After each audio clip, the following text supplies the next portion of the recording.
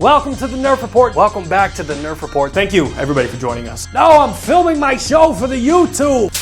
Stop being salty. The ghost of Macho Man Randy Savage is here. And in the history of the Nerf Report, with all of the videos we've ever made, this one is definitely going to be our jump the shark moment.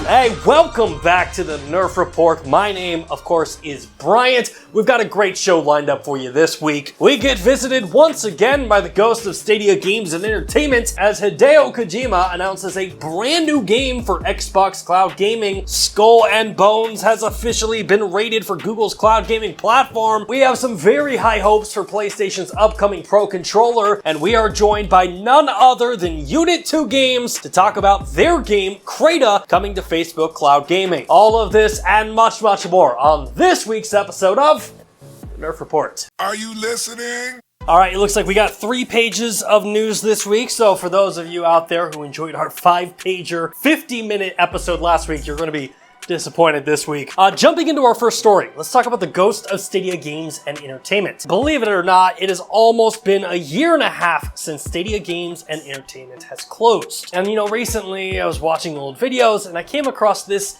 very interesting comment from Jade Raymond, the previous head of Stadia Games and Entertainment. 5 years from now, I believe we will have those, the breath of the wild, if you will, for Stadia, or, those big games that really prove out all the promises that we had at GDC and the vision that we talked about last year. The breath of the wild for Stadia, 5 years away.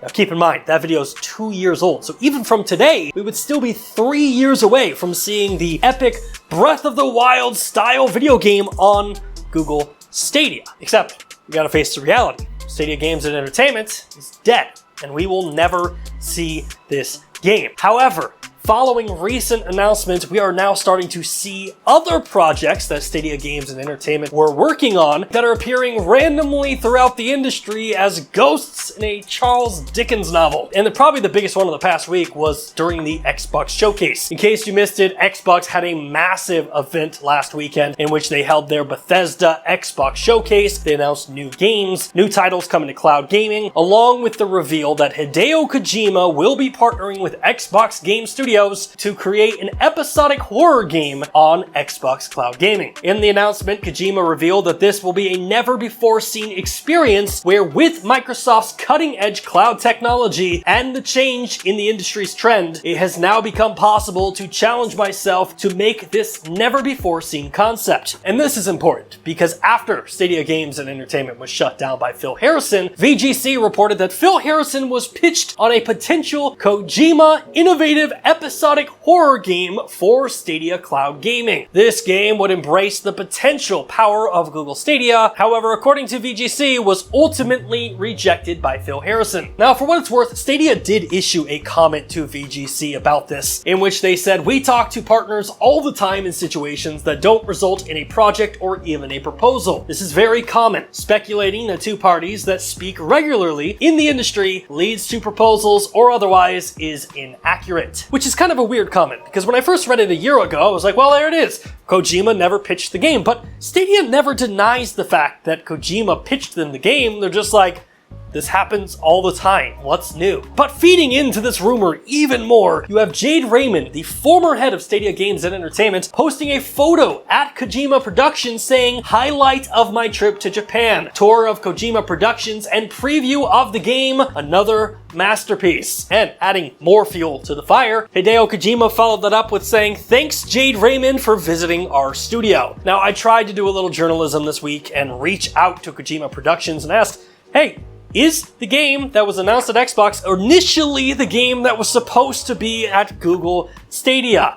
And they never responded. But when you zoom out and you look at the overall story of Stadia Games and Entertainment, it's hard not to believe that this was the game that Kojima pitched to Stadia. because the headline of Stadia Games and Entertainment is nothing more than missed opportunities. For example, Jade Raymond, the former head of Stadia Games and Entertainment, is now running her own studio called Haven, which was purchased by PlayStation, and they are likely capitalizing on all the technologies and discoveries that they did at Stadia Games and Entertainment. Discoveries like when Jade Raymond talked about using Google's technology, Google Duplex, to develop next-generation NPCs that would be indistinguishable from real players. Because much like the demo for Google Duplex, where Google AI schedules an appointment with the hair salon, these next-generation NPCs would act, speak, and behave like real people. And I gotta say, after the Google AI Lambda story that leaked this week, and we find out that their AI is now sentient and it has feelings, I mean, yes, that's extremely terrifying, but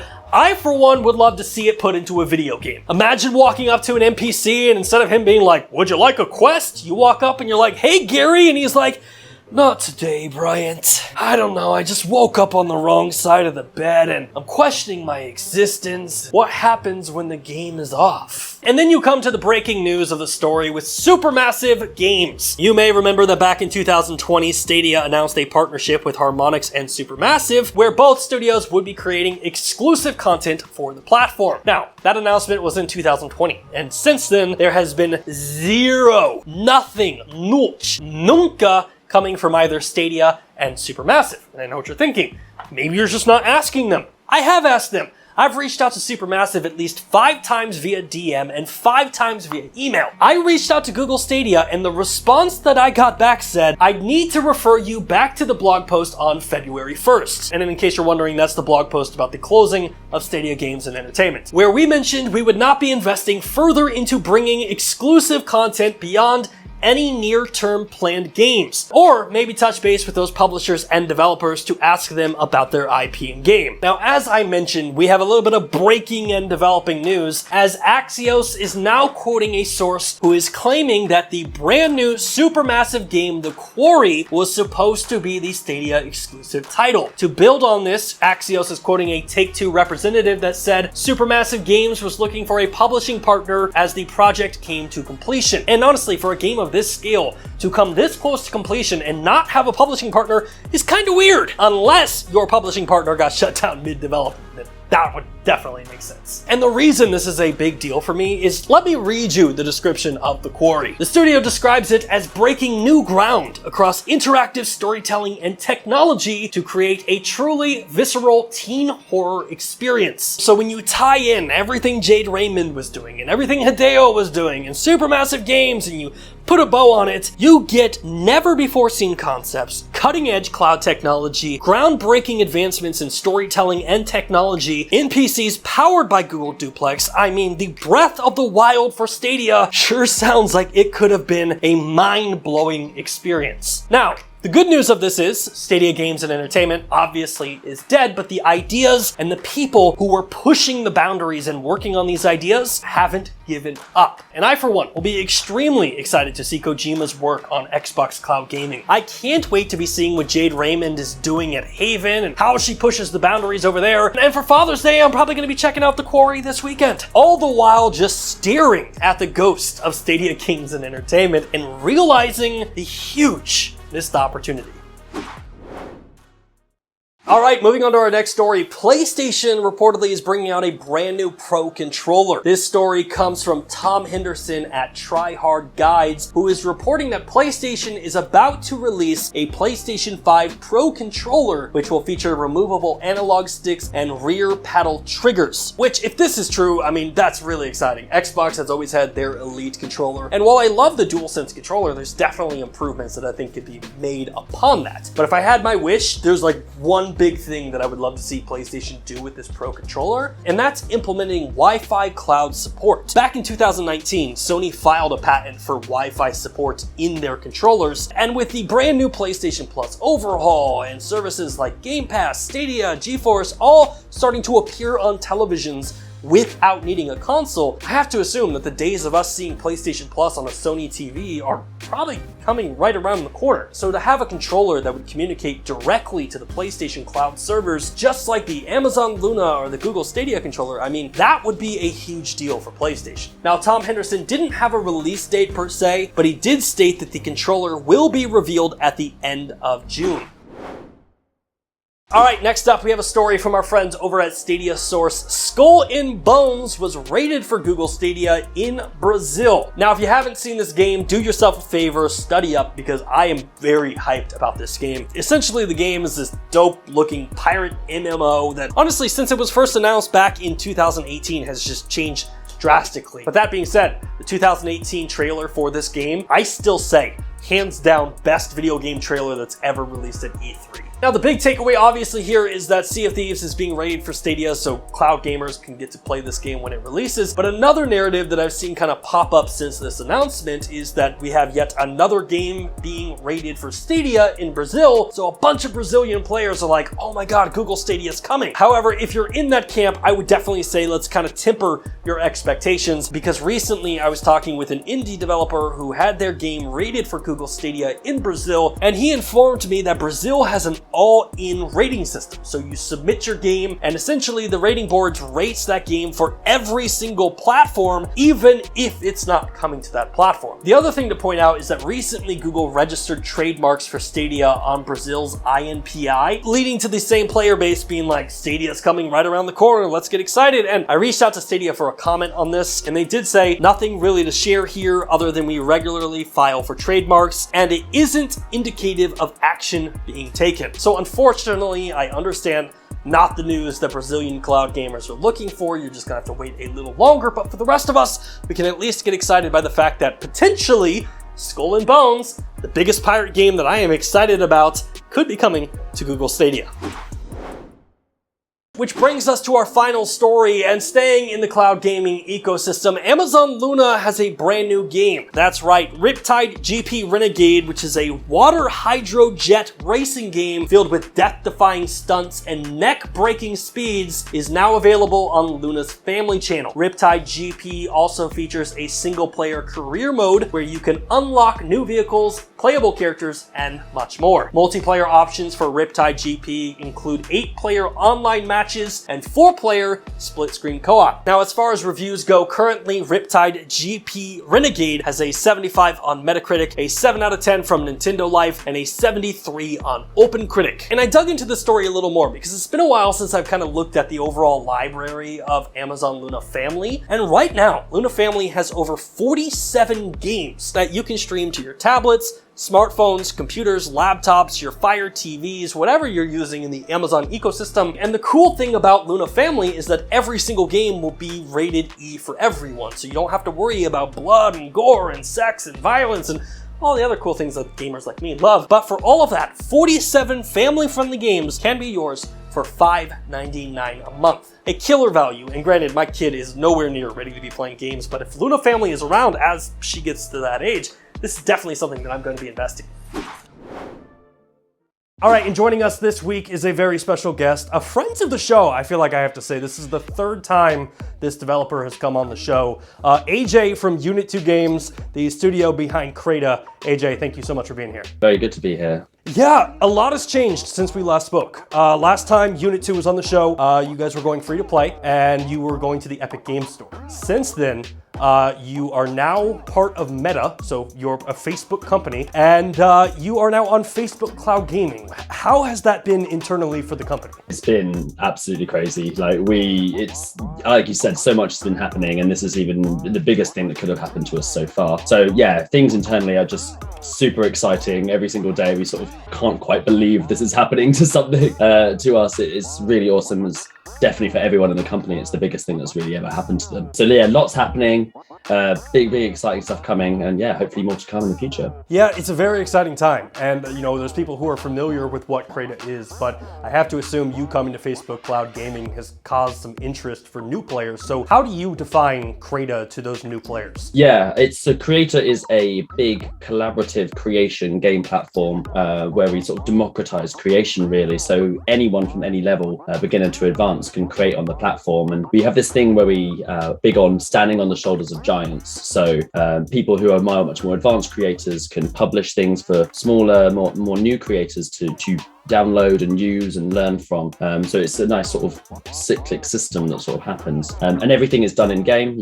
All creation and play is all done within Crayta. So to have that now on Facebook Cloud Gaming is awesome because it's just so easy to get to for so many more people now. Where does the name Crayta come from? Yeah, we get that a lot actually. It actually came from our CEO, of the CEO of Unit 2, now head of studio, Richard. There were lots of names are being thrown around, and he basically just said Crayta as a combination of create and player, as if they were one word. So, and it just sort of came out and we're like, that really works because it makes create and play the same thing. Like it's all one thing. Like playing can be creating can be playing, and it just sort of it's stuck and it's worked really well. That's a way better story than I thought.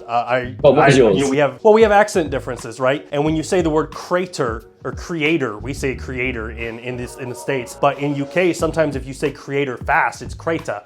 And I was like, oh, Crayta kind of sounds like the England version of creator, but I love that story instead. And we always say that we really like that it sounds kind of spacey as well. Yeah, and also I love the line of standing on the back of giants. I think that's one of the cool things about Crayta is I jumped into it after the Facebook announcement to see what has changed, and man, the asset library is huge. There's tons of there's a freaking pirate ship that you can just throw into a game, and I was thinking it was gonna be like a little tiny ship, but it's ginormous. No, that's the best thing for me about it is that whole concept that we work with is really nice. So with Crayta being a part of Facebook Cloud Gaming, how does a new prospective player join Crayta? How do they find the game? It's really, really easy. Anyone with a Facebook account can it's one click away. If you go into the gaming tab, we're right there. Now that we're on Facebook Cloud Gaming, is that anyone with a Facebook account that has cloud gaming available where they're from can click straight into it. It's all available right there in the browser, like 1 or 2 clicks away from the Facebook desktop, and even on mobile, which is really awesome. We are still available on Stadia and Epic Game Store as well. So this is all cross-play. So,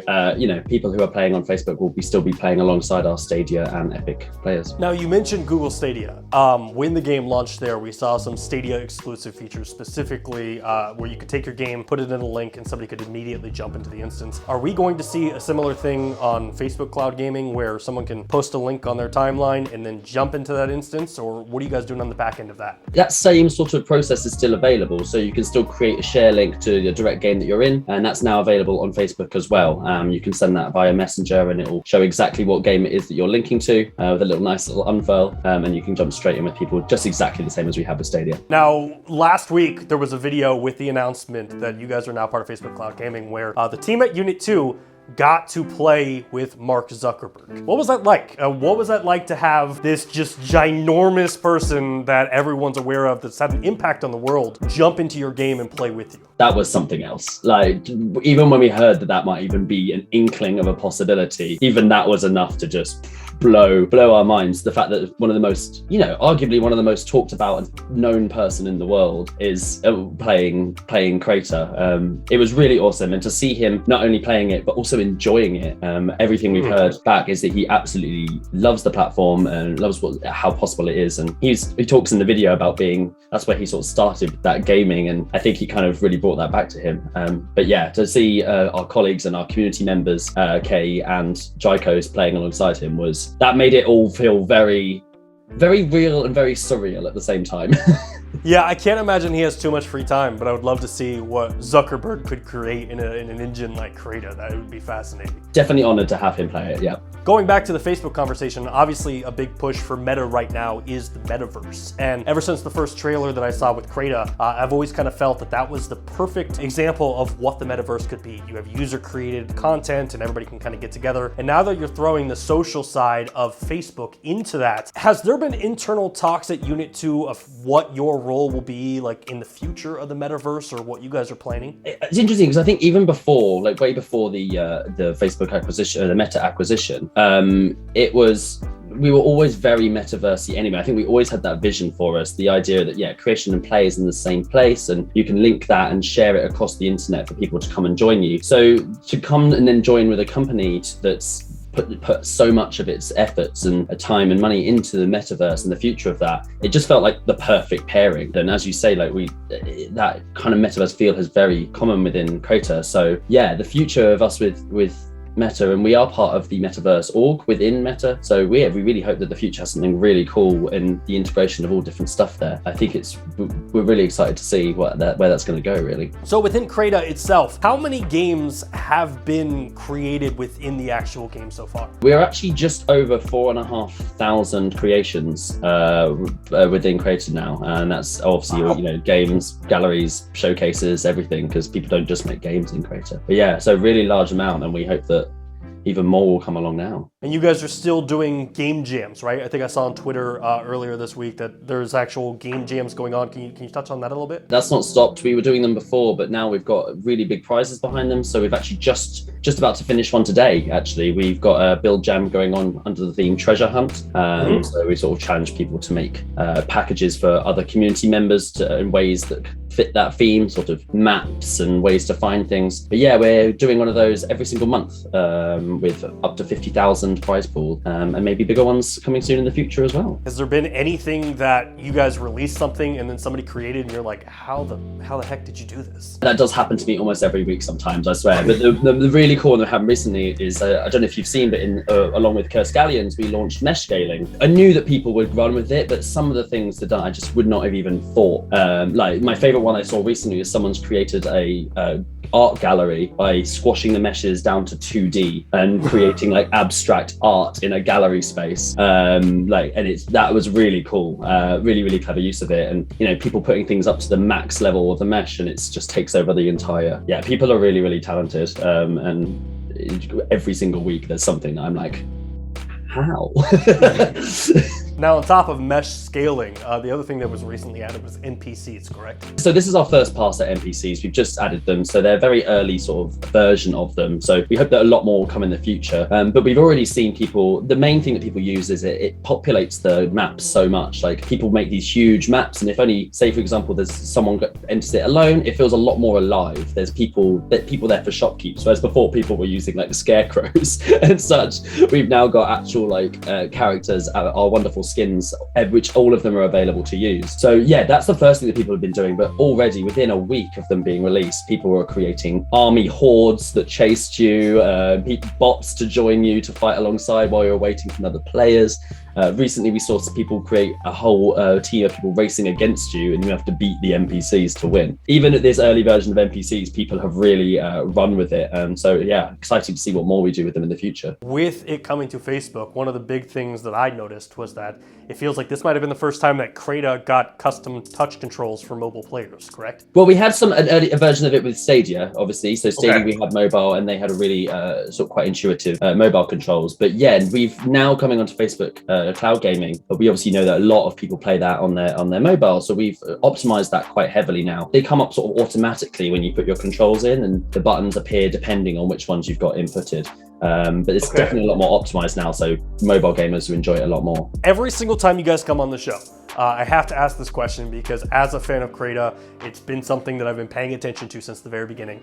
On the original map, you jump underneath, there's some staircases that you've got to be a very skilled player to get to. I get to it. There's a door that's got some spray paint. You can never open it. I jumped into the Facebook instance. First thing I did, AJ, I jumped off the map. The door's not there. The door's gone. What is the door? Can you explain it to me, please? You're gonna kick yourself a little bit here. So you might have just missed it. So we didn't say anything because we know, like you said, very skilled players only really knew it. Only the sort of quite close community really knew about that door and would always ask about it. About 2 weeks before we surprise launched onto Facebook Gaming, we actually opened those doors.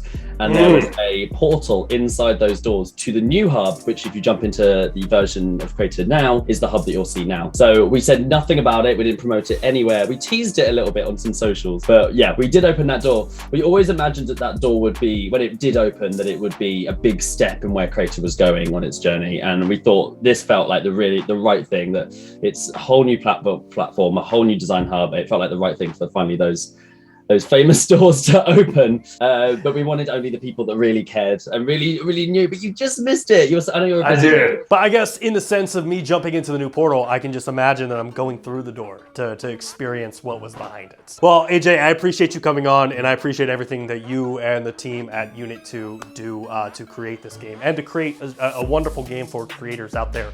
If somebody wants to find more information about Crayta, where should they go? You can find us on most socials, so we're at Crayta Game in most places, on Facebook, Twitter, Instagram, and yeah, please do join our new Facebook group, the official Crayta community. Come join and meet all the new players and creators and get to know some people. It'd be really awesome. Well, thanks again, AJ, and thank you to Unit 2 for coming on the show this week. Unfortunately, that is going to wrap up this week's episode of the Nerf Report, but until next time, my name is Bryant. This has been the Nerf Report, and we will see you in next week's video.